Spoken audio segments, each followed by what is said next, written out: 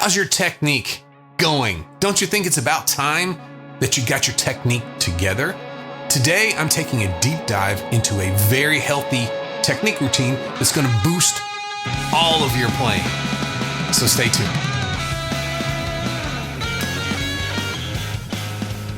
Hello and welcome, friends, to this episode of the Play Guitar Podcast. I am Lee. This is the podcast that's determined to make you a better guitar player.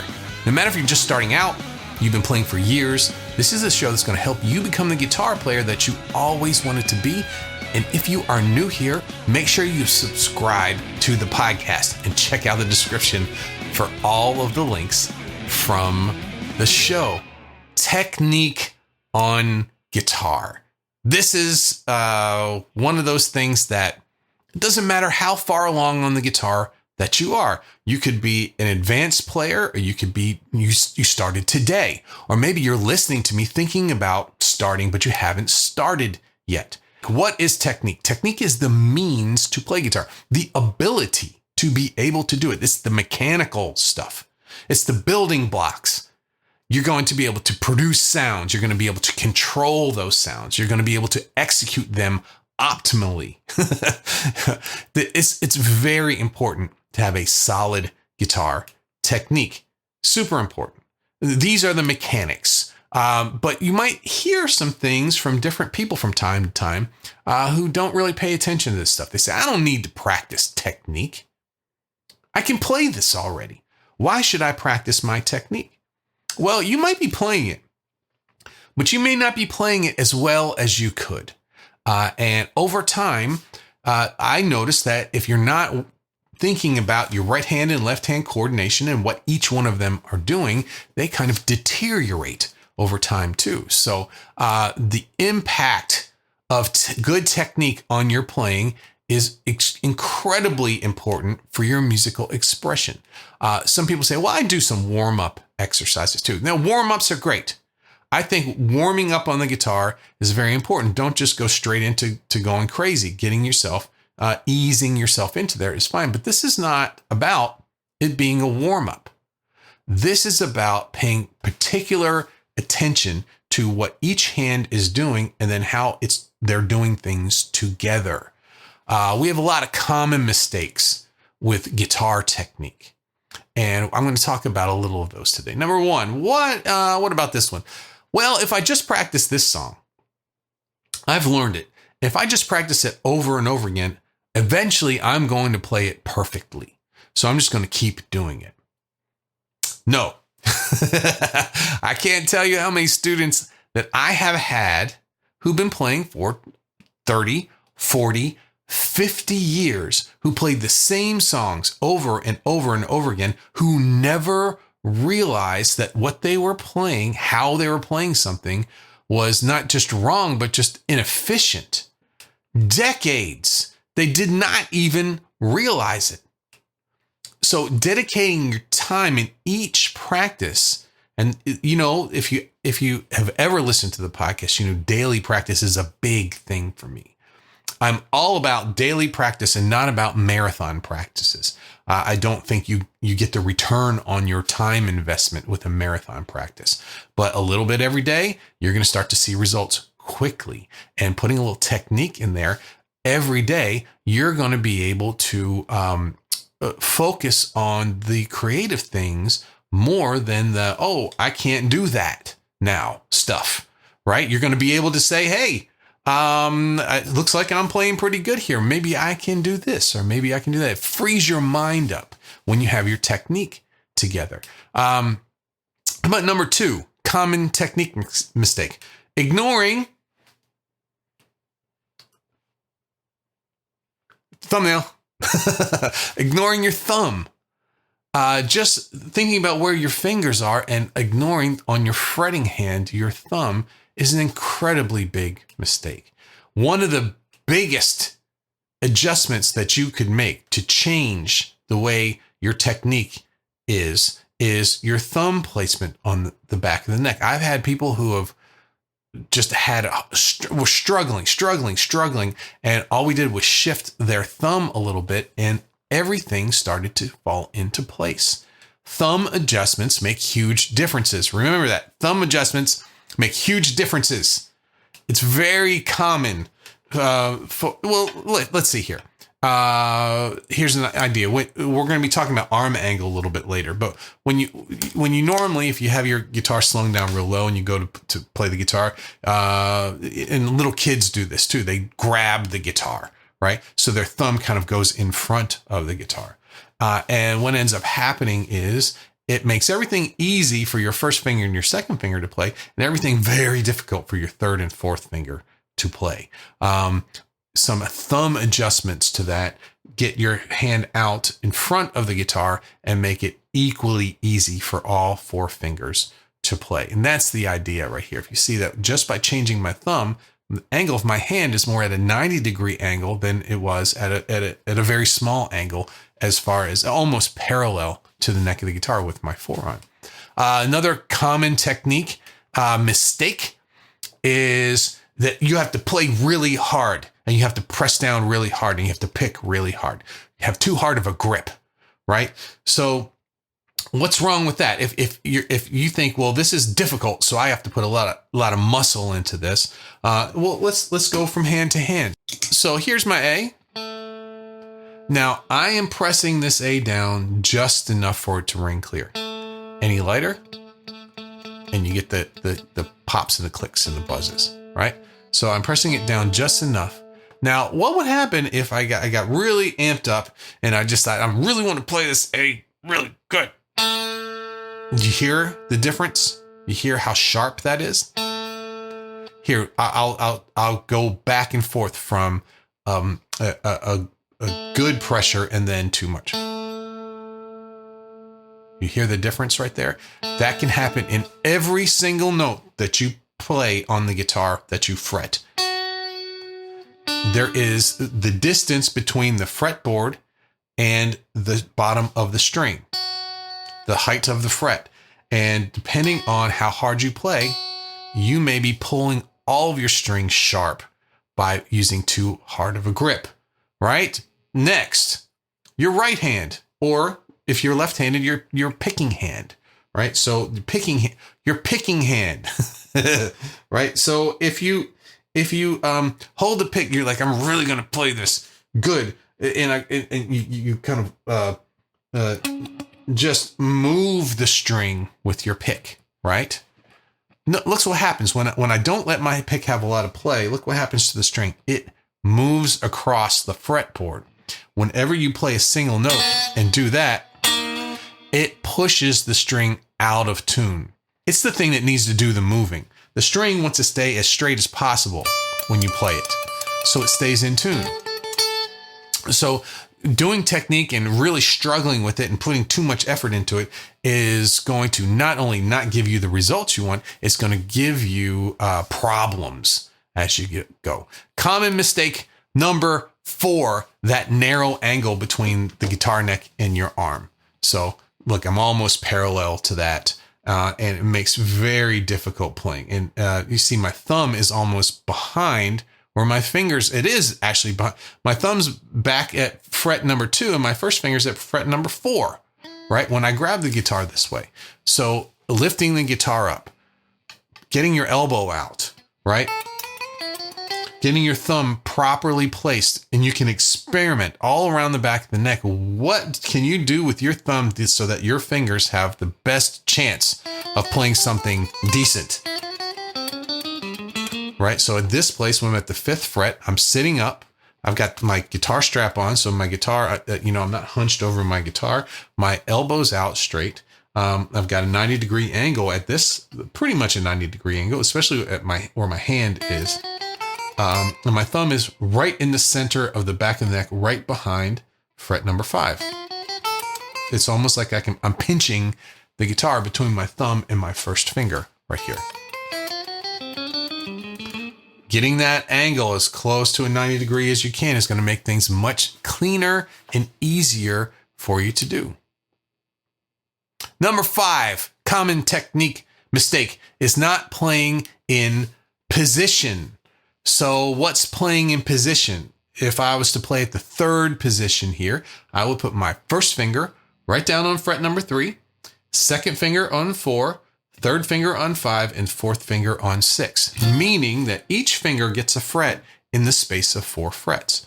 I can always reach back for a fret or reach up for a fret if I need that, but this is going to help you for most of your scale patterns and most of your chords as well too. So if I was to do this, right, and if I was to play in third position, I know where my fingers are going to go, and it's going to take the shortest amount of time for them to get there. Where things may get a little different for that is pentatonic scales, specifically when we bend string.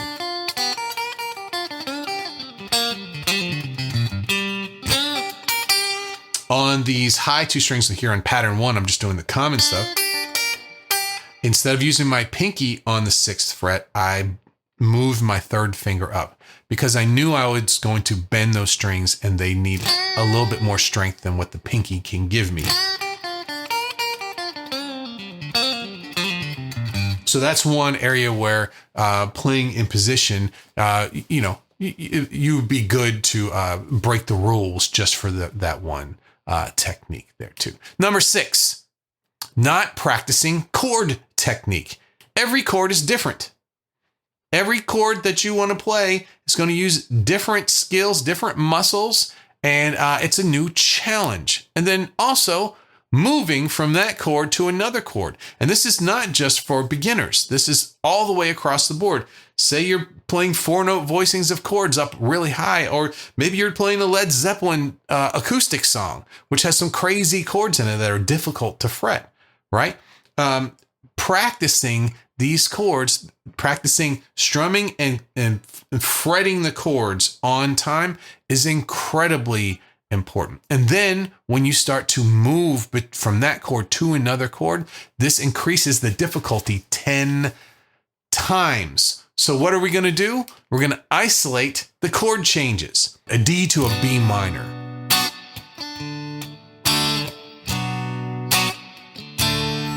With your D chord, you might wrap your thumb around to mute that low string. It's very common to do that. But when you switch to the B minor bar chord at the 2nd fret, your thumb now has to slide way down the neck, way into the middle area of the neck, even farther to get your hand out there, right? Now, you might play a song, you might think, well, I'm good. I got that one chord progression I'm not very good at, but it'll work itself over time. Chances are it probably won't. You'll keep doing the same thing over and over again. So until you focus on this and kick this problem, get rid of it. And how do we do that? With chord isolation technique exercises. Metronome. Go to Google. Get that free metronome. Just type in metronome. Type it wrong. It doesn't matter. It'll know what you're trying to say. and find a comfortable tempo for you and start to isolate those chords. And then, just like with all the technique exercises, bump it up little bit by little bit until you find the place where you totally fall apart and back off a little bit. That's where we want to start pushing the envelope all of the time. I have a resource for you that would help you with this. This is my clear and clean chord guide. Head over. I've got a link on this, but you can head over to Play Guitar Academy. It's on the front page. It's a very important free guide that I have for you. Let's move into the next segment. Finger strength, dexterity. Have you ever had to put the guitar down for a little bit? Maybe 2 weeks. Maybe for 2 weeks, maybe you went on vacation, a big 2-week vacation. You weren't able to bring your guitar. And then you came back to playing the guitar and you realize, oh my gosh, I can barely push these strings down. I can barely do anything now. I know I felt like that before. What happened? What happened to my finger strength? Finger strength is very important.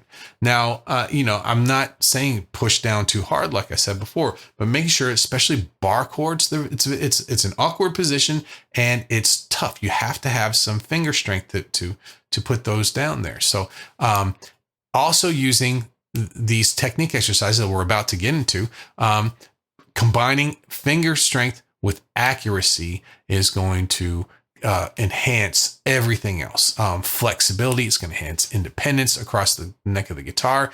And what I'm going to do is I'm going to show you some of the simplest ones, the ones that I tend to use for my student. There's all sorts of different technique exercises out there, and you've probably tried different ones, the spider techniques and all the what I've noticed with technique exercises is that it's not the individual technique exercise that makes the biggest difference. It's having this process of changing them up from week to week and making it a part of your practice that really makes the difference. You might be able to do one technique exercise really well, but then you're still playing your other songs and it doesn't really translate to that. But if you were to do technique exercises each week that change, so each week you're doing something that changes the different muscles that you're using in your hand, different angles that you're using. This is going to build a solid player 1 week at a time. And you're going to notice things very, very, very quickly. The ones that I like to do, and all my students will tell you this, is the old ones that we've been doing for years before all this mess started happening. And that is first finger, first fret, second finger, second fret, third finger, third fret, fourth finger, fourth fret, and then combinations of that, right? So all that with down up picking. At first, we will definitely go into some other kind of picking as well with technique exercises as well too. But at first, down up picking. Today it's 1, 2, 3, 4. You could do 4, 3, 2, 1. 1, 3, 2, 4.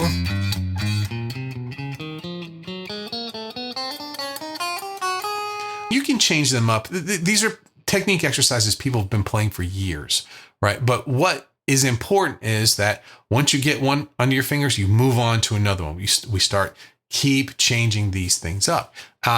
You notice here that these, I've played them all around the first fret. And you might think, well, okay, the first fret, those are the frets are the farthest apart from each other down here at the low end of the neck near the nut. So if I can do those, I'll just do them here because the other ones are easier because they're closer together. Don't fall for that. Just because you can play your technique exercises here does not mean that it's going to be comfortable to play or the same or easier as you get cramped up here. So once you get up to the 15th, 17th fret, things are very different. Your thumb position, especially on Stratocasters, you can't get your thumb directly underneath there. You might be able to, but most of the time, people's thumbs are in a different position there. It's a very different technique than playing in open position. So moving these around, playing them at different frets, maybe climbing frets. We do all sorts of different things to move these things around, but make sure you don't miss these technique exercises in different places of the guitar because you'll feel it. You'll run into it. We'd have ones that do stretching. Maybe you might take the fourth finger and stretch it. We've got ones that skip strings. We do all sorts of different things. The next one is chord progression isolation, which we just talked about, different chords going down. But with those, which I didn't say, is make sure with your chord progressions, say you're going from D to B minor, to make sure that your fingers are coming straight down on the strings all at the same time. I know in the beginning, when we learn chords, we go, oh, first finger, and then we put down the second finger, and then we put down the third finger. And when you do that, the song's gone, and you're already behind, right? So what we're going to try and do is think of the shapes ahead of time and have our fingers coming down straight on the strings right on the beat there. We've talked a lot about the left hand. Let's talk about the right hand. So we've been doing down up picking. That's in the beginning. There's also all sorts of different sweeping and all of those different things that we can talk about as we go. But what we're going to be doing today is doing a little isolating of this hand as well too. And what we're going to do is we're going to take just one note and just play it. This is something I think it was Steve Vai talked about. He does this all the time, just to get his right hand together. This will drive your family crazy. If you don't want to do that, keep it quiet. Turn the volume down, mute the string with your left hand, and just play the note up and down, up and down, up and down. You might get a metronome, you might get one of those fancy metronome watches where you can see it, so you're not bothering people, right? But see how long you can do it. 30 seconds is a very long time. You'll find after 30 seconds of trying to do this, you're struggling, right? And you think about it, that's what you do for everything with the guitar. You can play for hours doing that, but not in a row like that. And that's something that also skipping notes there. Skipping 2. Getting used to skipping strings and then eventually doing it without looking is a very, very important technique exercise for your right hand. And then finally, well, where do you go after that? After you've been through all these techniques, you've been doing them for years, you're doing these things, you're seeing the results, but you want to have it more in tune with your playing. And then that is moving it to scale work and doing your down up picking with scales and 3-note per string scales and shifting positions and those things. So, and to do that, we start to think of the guitar neck as a whole, and you can head over to the same page, playguitaracademy.com, and also on the front page, my other very, very, very important free giveaway is the Big 4 scale patterns. And these are the 5 scale pattern system for major, minor, major pentatonic, and minor pentatonic. And if you can get all of those, then you are playing the scales that 95% of the music that you listen to or want to play uses. And you'll be able to play once you start thinking of the guitar neck as a whole, no matter where your hand is on the guitar, you'll have the scales and the chords that you need to play those things. This is a gradual progression. Make sure that you realize that this is not something that we want to have. Next week, I want to have great technique. We're going to start doing this in every day, doing a little bit, working on stretching, working on bending, skipping strings, position changes, and you'll be able to see really, really great results in your playing right away. Remember, I have those 2 free giveaways for you. It's the Big 4 scale patterns, and it's my guide to clear sounding chords. And take some of these ideas, take the 1, 2, 3, 4 today and get the metronome out over at Google and start to work on it, and maybe even record yourself and see, am I in sync with that metronome or not? Am I having a hard time with these things or not? At what tempo did I start to fall apart? That's where I need to work. So I'm going to call it that's a wrap. Thanks for joining me today for the Play Guitar podcast, and make sure to hit the button below to subscribe to the show. And if you have benefited from this podcast, please leave a review over at Apple Podcasts. It's the best way to make sure we get this podcast out to more guitar players around the world. And if you are looking to really up your game, now is the best time to become a member over at the Academy. Why is that? Because every month I have a masterclass for you. The first Monday of every month, we have a new masterclass for all Academy members, plus our Wednesdays Q&A that we meet every Wednesday, get all your questions answered, and get to hang out with the best group of of players that you'd ever want to meet. We're having so much fun on Wednesdays, and Play Guitar Academy is there for you. And I will look forward to seeing you next week on the next episode. Bye-bye.